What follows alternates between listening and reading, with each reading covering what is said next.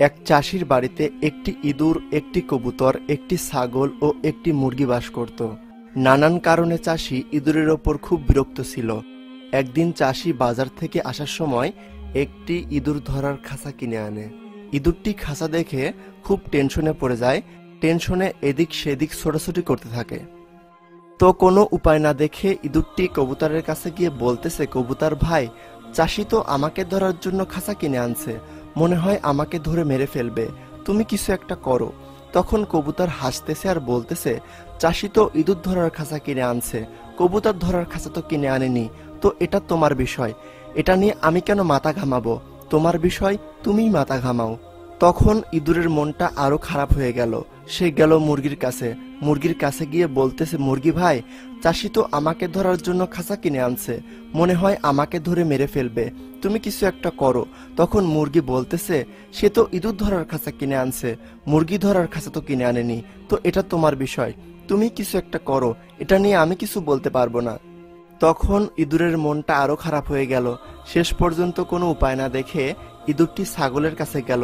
ছাগলের কাছে গিয়ে বলতেছে, ছাগল ভাই, চাষি তো আমাকে ধরার জন্য খাঁচা কিনে আনছে, মনে হয় আমাকে ধরে মেরে ফেলবে, তুমি কিছু একটা করো। তখন ছাগল জোরে জোরে হাসতেছে আর বলতেছে, চাষি তো ইঁদুর ধরার খাঁচা কিনে আনছে, ছাগল ধরার খাঁচা তো কিনে আনেনি, আমি চাইলেও ওই খাঁচাতে ঢুকতে পারবো না, আমার ধারণা চাষি আমাকে এভাবে খাঁচায় আটকে মারবে না, তো এটা তোমার বিষয়, এ বিষয়ে আমি কিছু করতে পারবো না, তুমি খাঁচা থেকে বাঁচতে কি করতে পারো তুমি ভেবে দেখো। ইঁদুর বেচারা নিরীহ প্রাণী, সে কী বা করবে। এক পর্যায়ে রাত হলো। রাতের বেলায় কৃষকের বউ সে খাঁচার ভিতর একটি পনির দিয়ে খাঁচাটা নির্দিষ্ট জায়গায় রেখে দিল। রাত যখন গভীর হলো, খাঁচাটা সেই জায়গা থেকে পড়ে যাওয়ার বিকট একটা শব্দ হলো। শব্দ শুনে চাষির বউ ভাবছে, মনে হয় খাঁচায় ইঁদুর আটকা পড়ছে। অন্ধকারে যখন খাঁচাটা আনতে গেল, খাঁচায় হাত দেওয়ার সাথে সাথে একটি বিষাক্ত সাপ তাকে ছোবল দিল। অর্থাৎ সেই পনির খাওয়ার জন্য বিষাক্ত সাপ সেখানে এসেছিল। তো বিষের যন্ত্রণায় কৃষকের বউ তখন ছটফট করতে থাকে। এই দৃশ্য দেখে কৃষক পাশের গ্রাম থেকে একটি হেকিমকে ডেকে আনে। হেকিম এসে কৃষকের বউকে দেখে বলে, যেই সাপ তাকে কামড় দিছে সেটা অনেক বিষাক্ত, তো এই রোগীকে বাঁচানো অনেক কঠিন, তবে এখনই যদি আপনি একটা জীবিত কবুতরের ব্যবস্থা করতে পারেন তবে আমি চেষ্টা করে দেখতে পারি, কারণ আমি আমার উস্তাদকে দেখেছিলাম যে এই ধরনের রোগীকে জীবিত কবুতরের রক্ত দিয়ে চিকিৎসা করতে। তখন চাষি বলতেছে, টেনশনের কোনো কারণ নেই, কারণ একটি কবুতর তো আমাদের বাসায়ই থাকে।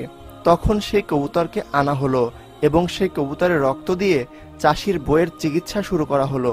চিকিৎসা চলতে চলতে এক পর্যায়ে সকাল হয়ে গেল। সকালবেলা হেকিম এবং তার সহযোগীদের কি নাস্তা দেবে? তখন চাষির মাথায় একটি বুদ্ধি এলো যে আমাদের বাসায় তো একটি মুরগিও থাকে। তখন সেই মুরগিটাকে ভালোভাবে ভুনা করে রান্না করে হেকিম এবং তার সহযোগীদের নাস্তার জন্য দেয়া হলো।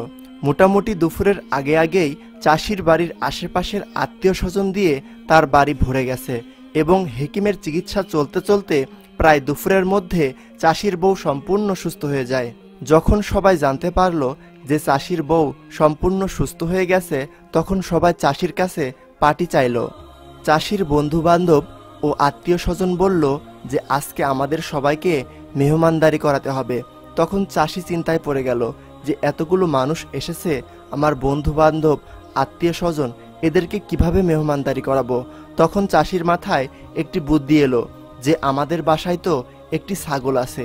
তখন সেই ছাগলটাকে জবাই করে ভালোভাবে রান্না করে সবাইকে খাইয়ে দিল।